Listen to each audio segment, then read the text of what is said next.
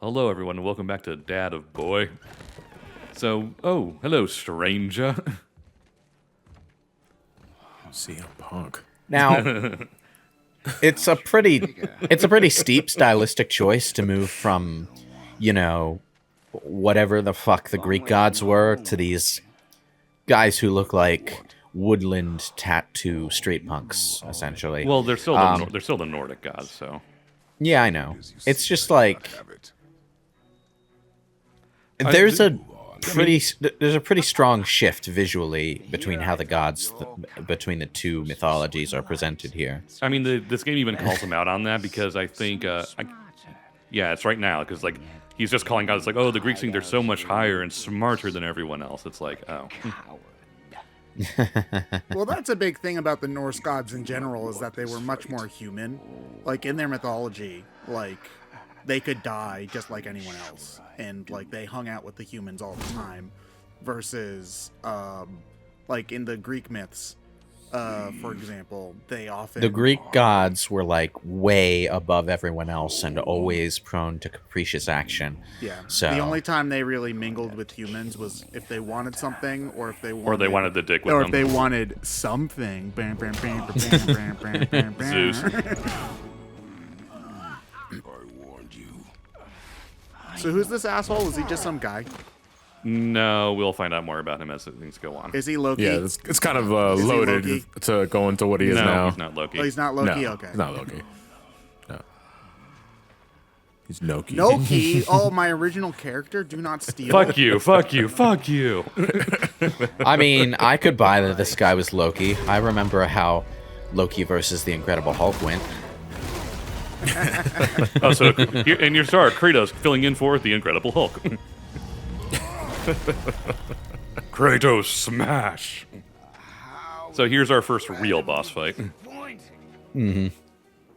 Oh, The ogre was a warm up. Oh, of course Yep. he was.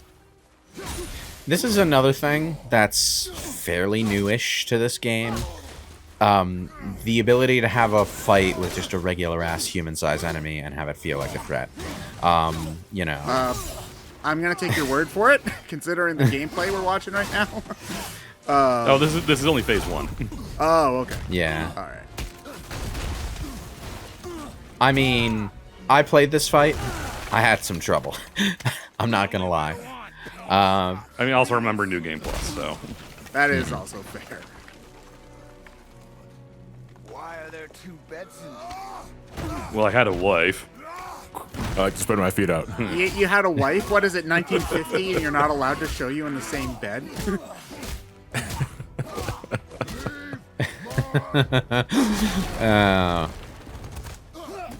Suplex! German suplex. Yeah, I was gonna say, like, he is a wrestler. By the way, Ted, you were asking if we could use a log earlier? Oh, Now that you're bringing that up, all I'm seeing when I look at this guy is Conor McGregor. I was thinking, yeah, because I said CM Punk earlier. It was another wrestler, but looking back, he definitely more Conor McGregor vibes. It's the beard. Yeah, just everything about it. I think he's just Conor McGregor. What are you doing here? Get out of here. Conor McGregor was a Norse god all along. Oh That no, explains he his applied fighting a skill. Photoshop layer over himself. How can we No, ever that- defeat him? No, And the bus that's incident. a plot point. Oh boy. Photoshop's a plot point? Him healing is a plot point. Maybe whoever it is you got stashed in that house with. No, the boy. And he still has his, like, not double trigger ability, so. You see, boy, only I can get angry, because... Fuck you. He's skilled enough to back it up. Who are you afraid I'll find? Now that was as pointlessly cinematic as that was. That it was was pretty. satisfying. That was pretty cool, though. I will admit. Yeah. I wish we could get rid of the dot. The dot on the enemy we're locked onto is seriously annoying. Can you turn that off? It's because I'm locked onto him. Yeah, but can you turn the lock-on indicator off? I don't know. Have they updated It's this like- game? And it was like someone's like, it's the substitute teacher's mouse cursor is stuck on the screen. Yeah, it's like, you know, I Today, know class, we're going to watch a video. Yay, on the computer. I know some players like to have a visual indication of what enemy they're locked on to, but like I can tell by looking where my character is facing. I don't need some annoying circle with a health bar appearing over the enemy. I don't mind it as long as it's not like just a dot. Yeah. So I had a question. Did they update this game at all for PS5? Because I know that I believe so. Yes. Holy hell! he punched the mountain and dropped it on him. Okay. Okay, so that was fun. So I'm guessing the fight's not over since we're cinematically walking slowly. Yep. Toodaloo. So soon? It's always the annoying ones who never die. Is that Captain America's shield that it manages to break a fucking rock? He just shield parried a mountain. Oh boy. You had to act all proud. Throw whatever you have at me. This is actually a pretty cool effect where they're doing the stupid cinematic struggle, but there's so much force behind it, they're actually splitting the ground between them. I see this all the time in Dragon Yeah, Ball. this is some Dragon Ball Z kind of shit. Yeah. Going on. I don't remember this happening in Dragon Ball. There's had to be at least one of these in every single I don't know. cinematic encounter. To me, it looks like they're usually like too far in the air for that to happen, and if they're not, they're too busy shooting Kamehameha beams at each other.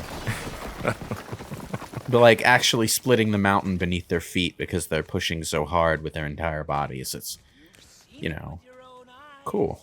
You can't hurt me. Nothing can. I can hurt your feelings with my words. Your struggle You wouldn't. Your beard looks tacky. this way. Your tattoos look like. He comes back and he's clean shaven. He's got like 5 aftershave cuts. Your tattoos look like you're trying too hard. When I feel nothing, but You just keep telling that to yourself, kid. you keep trying.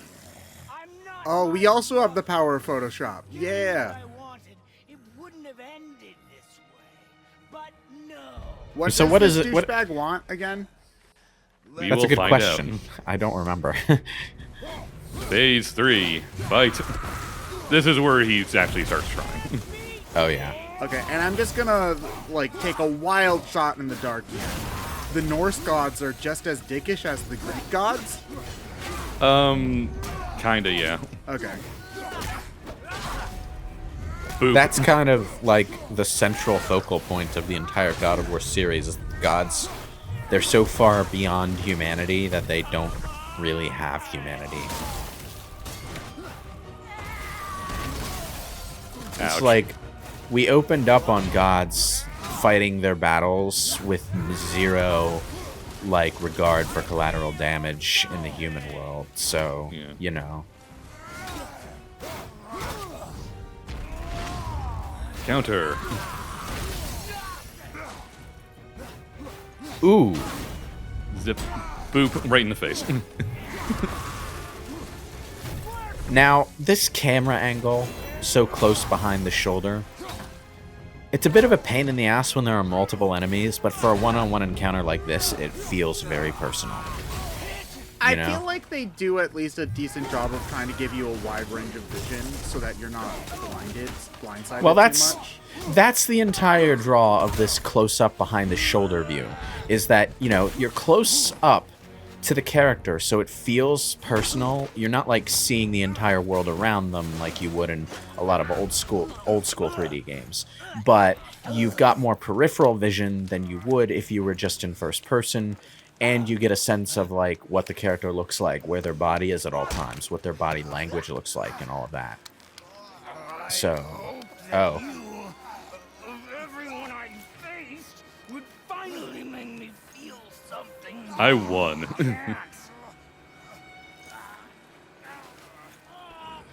So you'll die without feeling anything.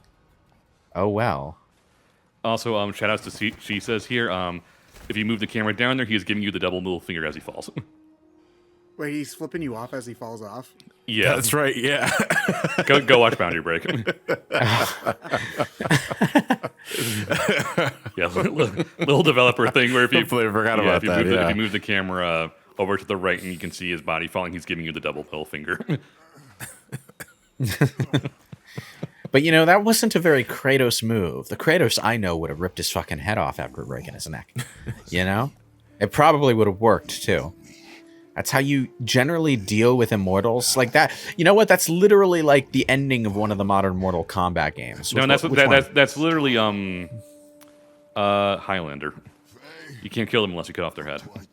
Well, yeah, but like in Mortal Kombat, they didn't even taking off his head didn't even kill him. It was just eternal torment. Raiden ripped his fucking head off and put it on a table for the rest of it. To be fair, we do that in this game too. I'm just saying Kratos should have done it to that guy. No, but what father think? Have you tried fucking it, Kratos? That's your advice for everything, Zeus. I would say it worked for me, but clearly it didn't. So now we have even more expediency for our little journey here. So it's interesting that Kratos is where he is because, like, he lost his family before the beginning of the first game, right? And then, like, the entire first game and everything that came after it sort of spiraled out of his grief. And now he's in a position where he's had a second chance with a family. And he's kind of wrestling with a normal kind of grief rather than the guilty grief that came with him accidentally, but not really, being manipulated into murdering his own wife. And daughter. How did the other wife die? We don't know. From presumably natural causes, but we don't know. Okay. Yeah, it's never touched upon in the game. No, it's not. All we know is that the wife was a giant, not in the tall people way, but in the race of giants with a J in Norse mythology. Oh, so like a frost giant or a fire giant? Yeah. Yeah, in some capacity. In some capacity, we know nothing about her. Huh. So we imagine that'll probably be more details on her in the sequel game. Mm. All we know is that the axe was originally hers and she gave it to Kratos. But an important one. Time to begin the So- journey. How did this happen? I punched really, really hard. Who was he? I do not know. Is this the ravine? Well, it started when I killed my Wait, is this daughter. the Excuse me? Is this the ravine that opened when they pushed the ground so hard that it split? Yep. Oh wow, that's actually really cool. Like that moment is. Look, boy, I made a path for us. That moment was by itself impactful and creative action, but like it actually impacts the level that we go through next. We actually, traverse the changed environment. That's really cool. We do what we must. What's not so cool is the way that these realistic climbing games always have these prefab climbing things forming in the natural environment. Like how there's a wall that's, got some slightly white, flat things that you can grip onto. They disguise it a bit better here than they normally do, but then there's ledges like that one where it's like supremely telegraphed what you're supposed to do. It's one of those, it's a game thing. You need to be able to have the player know what you can actually interact with. Well, this is I know, effectively but- just like a cutscene that you're playing Has this through, been here all really. this time? Like, it's more about mood. Honestly, the vibe I've been getting watching this game is that it feels a lot like a book in a lot of ways, in that many But, fantasy you books know- don't have long stretches where there's not a lot of plot. There's just a lot of mood and character building. And that's Well, the I vibe know, I'm but getting here. You can do that and not make the gameplay and environmental design boring, But like, I mean, it wasn't boring. It was only lasted a few seconds, and it just sort of Yeah, gets to this little puzzle maybe area, if you're so. looking straightly from a mechanical segment, it's like extremely simple, but that's not really the point. The point is to listen to the conversation and take in the environment and the mood. You know, like it's clearly this game's Well, clearly yeah, not but going for like Prince of Persia styled platforming. You know, well, I mean, you say that, but these mechanics that we're talking about right now are rooted in Prince of Persia. Prince of Persia was the game that did them first. But like, that's the issue that I have though, is that, you know, the same mechanics that are going on when you're having these, you know, slow cooldown sections where the point is to just listen to a conversation. The mechanics don't change or get particularly more complex when you're actually just exploring the environment during your own time, you know? Like, you know, maybe I'm just really jaded because I finished a playthrough of Breath of the Wild and it did everything that I'm talking about so much better than 90% of other games. But like, you know, I'm thinking back to Horizon Zero Dawn, which is which has a similar vibe to this kind of game because it's rooted in the same modern cinematic feelings that games go for.